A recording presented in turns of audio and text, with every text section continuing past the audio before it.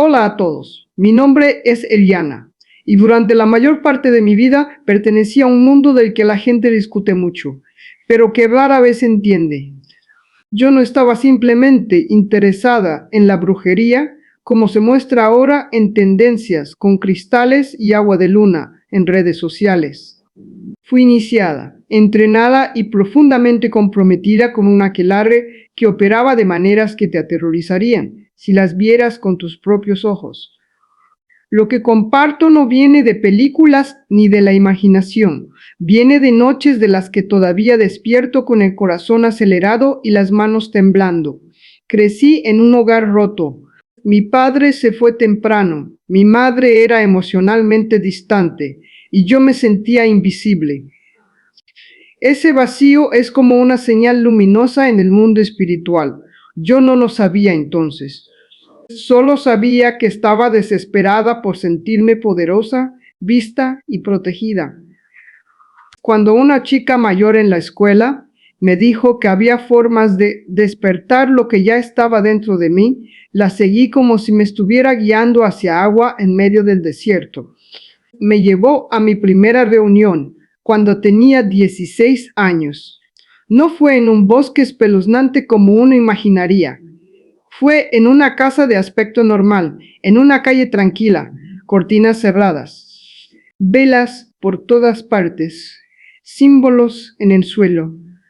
El aire se sentía denso como antes de una tormenta eléctrica. Las personas allí no parecían locas. Algunos eran maestros, una era enfermera, otro tenía un pequeño negocio. Esa es una de las mentiras más grandes, que la oscuridad solo tiene aspecto de monstruos. La mayoría de las veces se parece a tus vecinos. Nos dijeron que éramos trabajadores de la luz, que estábamos accediendo a conocimientos antiguos robados por la religión. Hablaban de energía, vibraciones, guías espirituales. Sonaba empoderador, casi noble. Mi primer ritual se sintió como electricidad recorriendo mi cuerpo.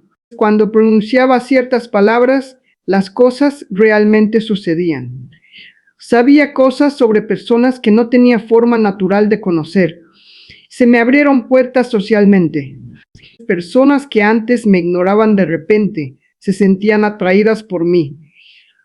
Me volví adicta. A medida que me adentraba más, el lenguaje cambiaba. Menos conversación sobre luz y más sobre control.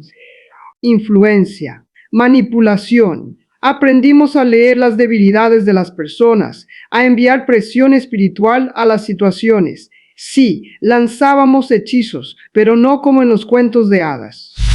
Era intención, ritual, tiempo y la invocación de entidades específicas a las que nos enseñaron a confiar. Nunca decíamos demonios. Los llamábamos guías, guardianes antiguos, pero exigían cosas. Atención, lealtad. A veces acciones que hacían que tu conciencia susurrara, esto está mal. Una de las principales cosas que hacíamos era vigilancia espiritual. Es la mejor manera de explicarlo. Durante los rituales, especialmente en ciertas noches, viajábamos. No físicamente, sino espiritualmente. Al principio no lo entendía, pero con el tiempo podía percibir lugares, personas, hogares. Apuntábamos a individuos vulnerables, deprimidos, adictos, enojados, llenos de trauma. Esas personas tienen aperturas como puertas dejadas sin cerrar. Nuestra líder del aquelarre, Mara, era muy clara. No puedes influir en lo que no puedes acceder. El acceso lo era todo. Nos enfocábamos en una persona y luego intentábamos movernos espiritualmente hacia su hogar. Se sentía como avanzar por un túnel hecho de pensamiento y emoción. A veces era fácil, demasiado fácil. Luego describíamos la distribución de sus habitaciones y descubríamos que era correcta. Eso era una prueba para nosotros de que lo que hacíamos era real. Pero hubo momentos, y esto fue lo que lo cambió todo para mí, en los que chocábamos contra una barrera. La primera vez que ocurrió, pensé que había hecho algo mal. Estábamos apuntando a una mujer que recientemente había salido de una relación y estaba emocionalmente desmoronada. Candidata perfecta, según Mara. Nos reunimos, hicimos el ritual y sentí que me movía como de costumbre. Calle, casa, puerta principal. Y entonces fue como estrellarme contra un vidrio. No era exactamente dolor, sino resistencia. Una presión que empujaba hacia atrás. Cuanto más intentaba avanzar, más pesado se sentía, como tratar de caminar contra vientos huracanados. Volví bruscamente a mi cuerpo, jadeando. Mi corazón latía tan fuerte que pensé que me desmayaría. Mara parecía molesta, no sorprendida.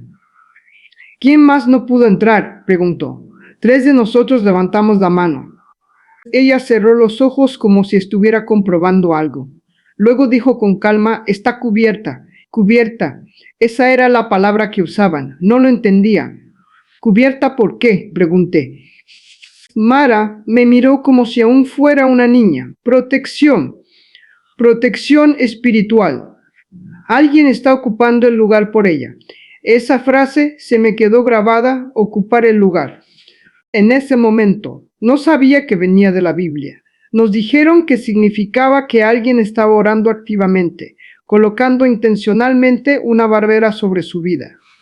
Mara dijo, no desperdiciamos energía en casas así a menos que haya una asignación específica. Y no fue la única vez. A lo largo de los años, hubo ciertos hogares en los que simplemente no podíamos entrar.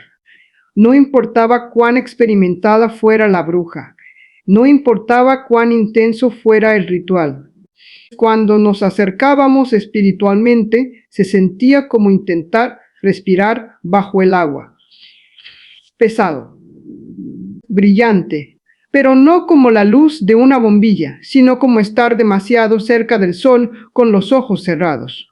No lo veías, pero te sentías expuesta, como si todo en ti fuera visible y no bienvenido. Algunos miembros nuevos entraban en pánico. Una chica comenzó a gritar durante una sesión diciendo que veía fuego alrededor de la casa. Mara lo cortó de inmediato. Le dijo que se controlara, pero terminó el ritual temprano esa noche. Después estaba furiosa, caminando de un lado a otro. Les dije que revisaran primero. Les petó a uno de los miembros veteranos. Esa casa está marcada, cubierta, protegida. Diferentes palabras, mismo significado. Mi curiosidad creció hasta convertirse en un miedo silencioso. ¿Por qué algunas personas tenían esto y otras no? No tenía que ver con el dinero. Algunos hogares protegidos eran pequeños apartamentos. Algunas casas grandes no tenían ninguna protección. Tampoco era la ubicación. Una noche, finalmente le pregunté a Mara directamente, ¿qué les da esa barrera? Dudó más de lo habitual. Eso por sí solo me asustó. Dijo, acuerdo, autoridad y una presencia que no estamos autorizados a desafiar sin consecuencias. Recuerdo haberme leído nerviosamente. Lo dices como si fuera como Dios. Su rostro se endureció. No uses ese nombre a la ligera en el círculo, dijo con dureza, y no finjas que no sabes el sistema en el que estamos operando. Todo reino tiene leyes. Reino, leyes, autoridad. Esas palabras no encajaban con el discurso de creamos nuestra propia realidad que usaban para reclutar gente. Sonaba como si nosotros fuéramos quienes operábamos bajo límites. La gota que colmó el vaso para mí involucró a un niño pequeño. Nos pidieron trabajar contra una familia que atravesaba problemas legales. El padre tenía problemas de ira, la madre estaba agotada. Tensión por todas partes. Punto de entrada fácil. Durante el ritual me moví hacia la casa y logré entrar, al menos hasta la sala de estar. Podía sentir la pesadez, las discusiones impregnadas en las paredes. Pero cuando intenté ir por el pasillo hacia los dormitorios, volví a chocar con esa barrera, solo que esta vez no rodeaba toda la casa. Estaba alrededor de una sola habitación.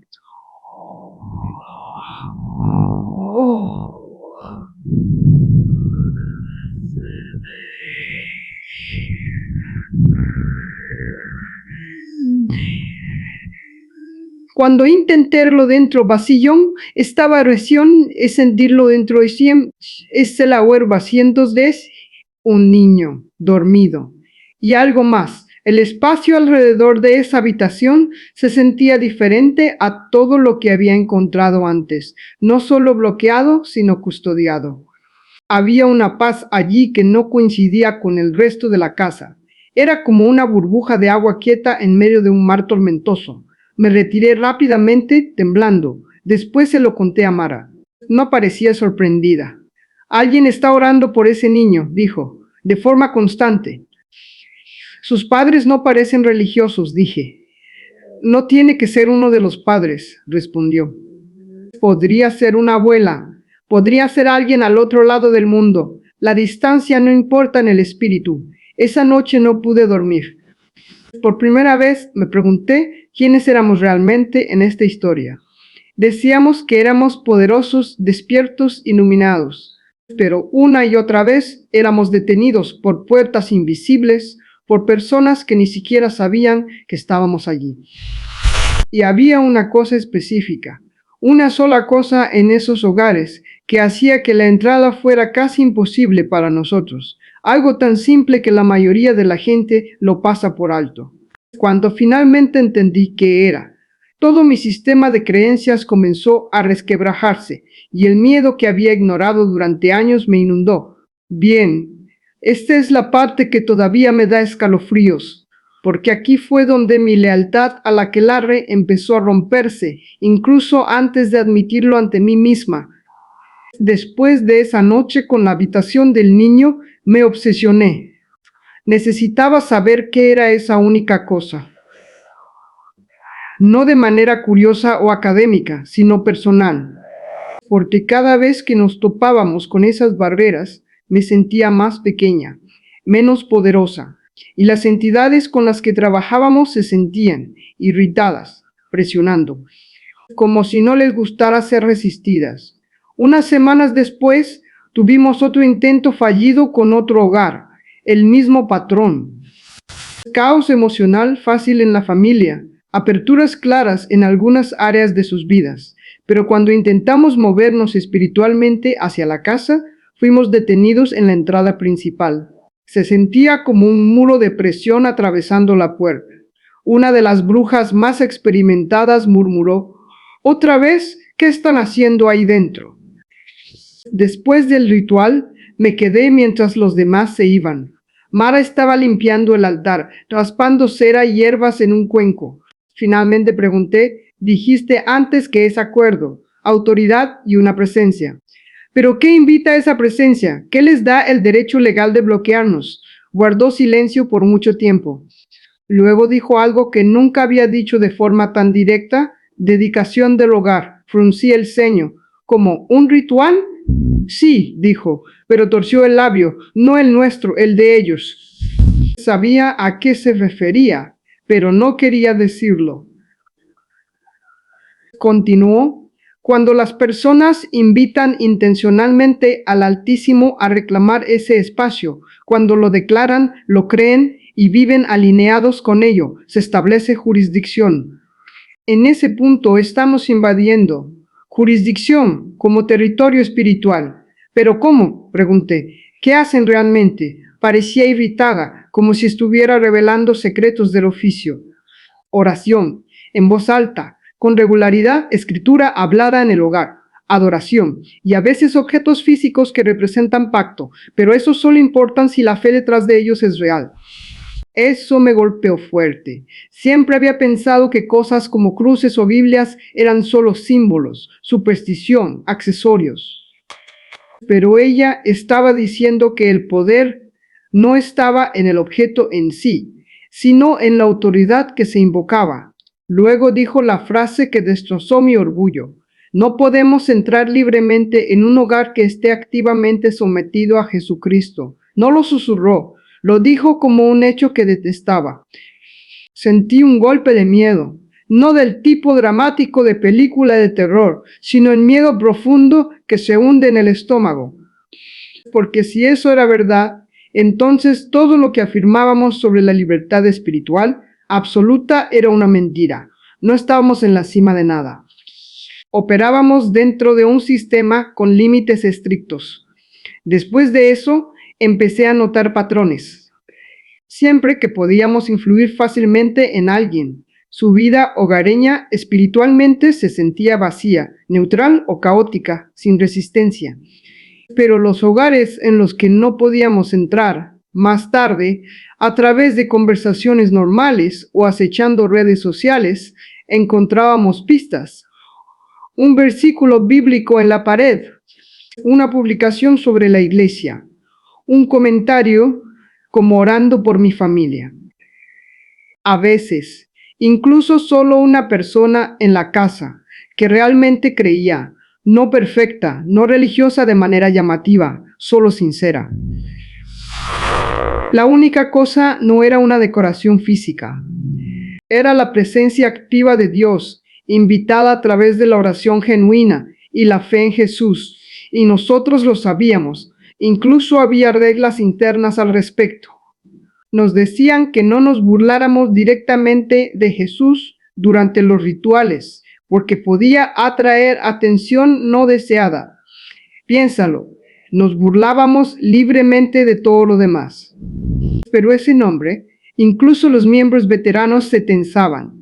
Mi punto de quiebre llegó en una noche que se suponía sería un gran trabajo, un ritual coordinado para influir en varias personas a la vez. La energía en la habitación era intensa, pesada, casi sofocante. Al comenzar sentí algo diferente, no afuera, sino dentro de mí, un recuerdo. Yo era pequeña, tal vez de 6 o 7 años, en casa de mi abuela. Ella era la única persona abiertamente cristiana en mi familia. Recordé una vez que se sentó al borde de mi cama después de una pesadilla, orando suavemente con su mano sobre mi cabeza. No había pensado en eso en años. En medio del ritual, esas palabras que ella usaba regresaron a mí. Jesús, cúbrela, que ningún mal se acerque a su morada. Cúbrela. La misma palabra que Mara había usado. De repente, en lugar de extenderme espiritualmente hacia afuera como me habían entrenado, sentí que surgía un pensamiento desesperado, y si lo llamo ahora, estaba aterrorizada. No de Dios, sino del aquelarre, de las entidades, de lo que pudiera pasar. Pero tenía más miedo de quedarme donde estaba.